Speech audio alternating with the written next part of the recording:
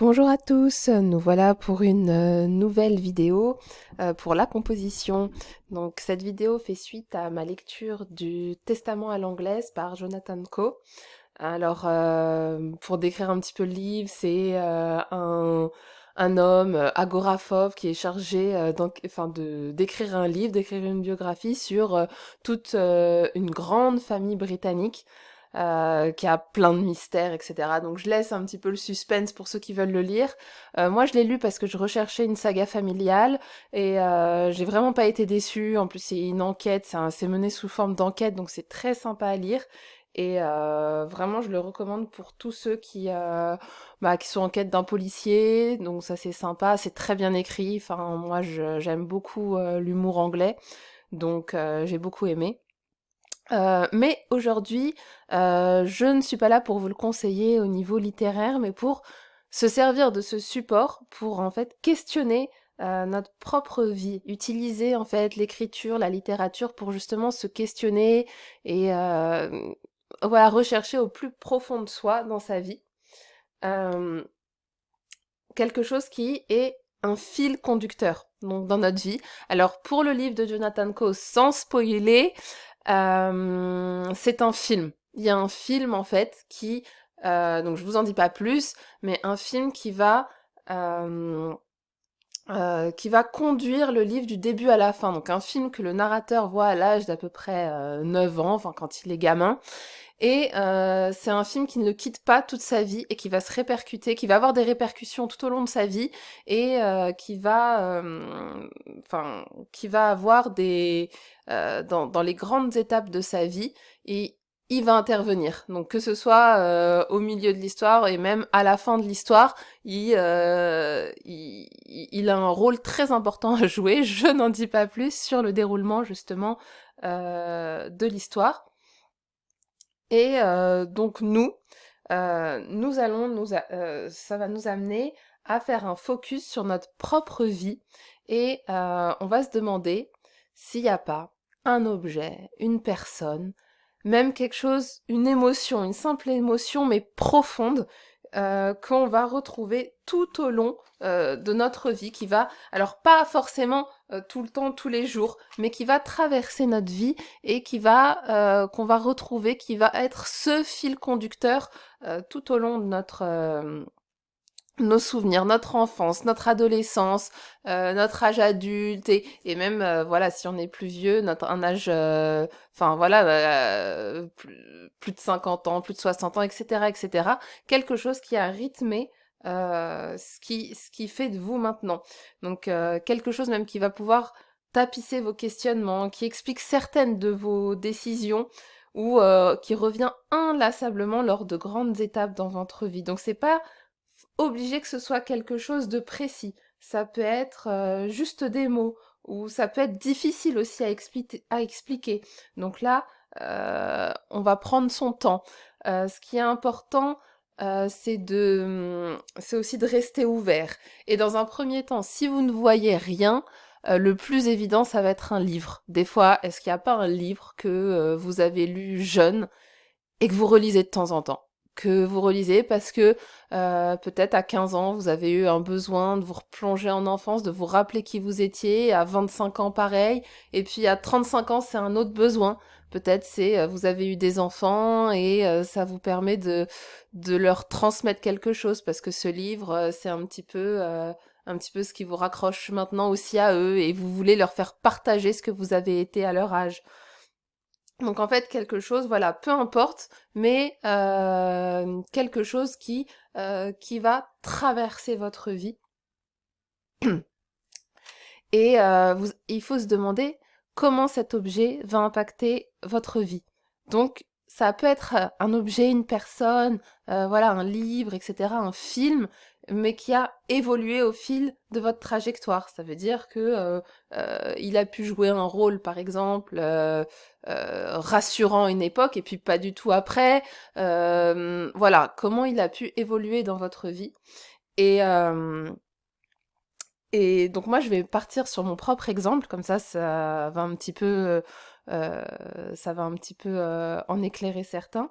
Moi, j'ai réfléchi après ce livre, justement, est-ce qu'il n'y a pas eu quelque chose dans ma vie qui a un petit peu traversé ce que je pense, mais que voilà, personne n'est pas forcément au courant. Vous n'êtes pas obligé d'en avoir fait l'étalage, même à votre meilleure amie, votre sœur avec qui vous êtes très fusionnel. Voilà, ça peut être quelque chose qu'en fait même vous-même n'avez pas forcément remarqué si vous n'étiez pas posé la question, mais qui va vous permettre de réfléchir à des grandes étapes dans votre vie. Donc par exemple, pour moi, ça a été un tableau. Donc, c'était un tableau que je voyais, chez une personne âgée, une amie de ma grand-mère à qui je rendais visite avec ma maman et ma sœur de temps en temps. Et bon, c'était juste pour lui tenir compagnie. Et évidemment, bon, moi j'étais très jeune, hein, je devais avoir 6 ans, quelque chose comme ça. Et je me souviens que je m'ennuyais. Alors cette femme était très intéressante, mais bon, vu que ça durait 2 heures, 3 heures parfois, il fallait pas bouger, il fallait être très sage. Des fois, je m'ennuyais. Et donc je regardais ce tableau. Et je regardais ce tableau quand j'écoutais cette dame âgée parler.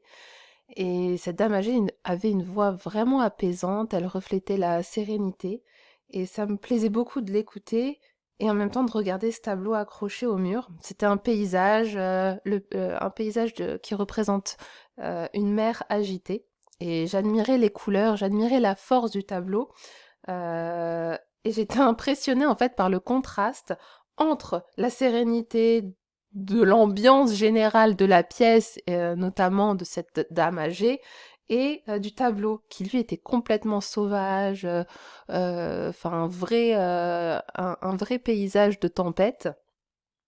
Et, et en fait, ça a pas enfin, sur le coup, pendant l'enfance, voilà, c'était juste un tableau dans lequel j'aimais me plonger. J'étais pas forcément artiste, j'appréciais pas forcément les peintures en soi. Voilà, je comprenais pas bien le langage non plus de la peinture, mais quoi qu'il en soit, ce tableau a marqué un fort intérêt de ma part. Et en fait, au fil du temps, j'ai jamais pu le retrouver parce que je pense que c'était pas un tableau spécialement célèbre. Donc j'ai un petit peu épluché les paysages de tempête dans la mer, etc. Avec des rochers, il y avait de magnifiques rochers et les vagues qui venaient s'échouer dessus en grandes eaux avec plein de gouttes qui jaillissaient d'un peu partout. Donc je l'ai jamais retrouvé, mais par contre, j'y repense quand par exemple j'allais souvent en Bretagne et la mer était parfois agitée, donc j'avais l'habitude de la regarder, alors seule ou en compagnie d'autres personnes, et je repensais à ce tableau. Donc, et c'est vrai que cette période-là, elle représente pour moi, la période de l'adolescence, certaines questions, une certaine construction personnelle, etc. Et, euh, et donc même ce tableau a inscrit en moi. Et puis, même plus tard, pendant mes études supérieures, c'est vrai qu'on a fait un an de focus sur le thème de la beauté. Donc pendant un an, on travaillait sur la beauté et on a étudié le sublime.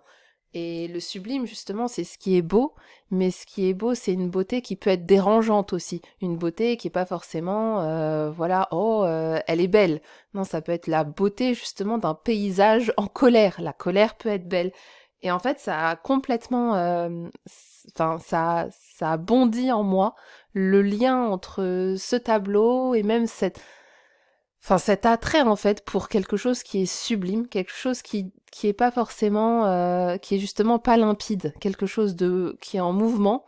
Et je me suis dit bah, que ça représentait un petit peu même ce que j'étais, parce que voilà, je vais être quelqu'un de très calme, comme un tableau. En fait, on a l'impression que ça se lit, c'est très lisible un tableau, il est plat, etc. Mais en fait, ce qu'il représente, c'est quelque chose de plus sauvage, de plus caractériel et de plus intense.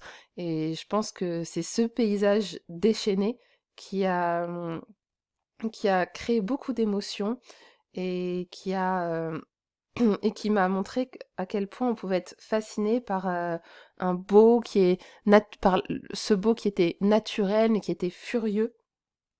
Et bon, bien que je n'ai jamais réussi à retrouver ce tableau, c'est vrai que maintenant je suis très inspirée par tout ce qui est paysage, un petit peu obscur, mais sublime, où je recherche une certaine beauté, un certain esthétisme à travers des paysages qui vont m'apporter justement, à contrario, beaucoup de sérénité.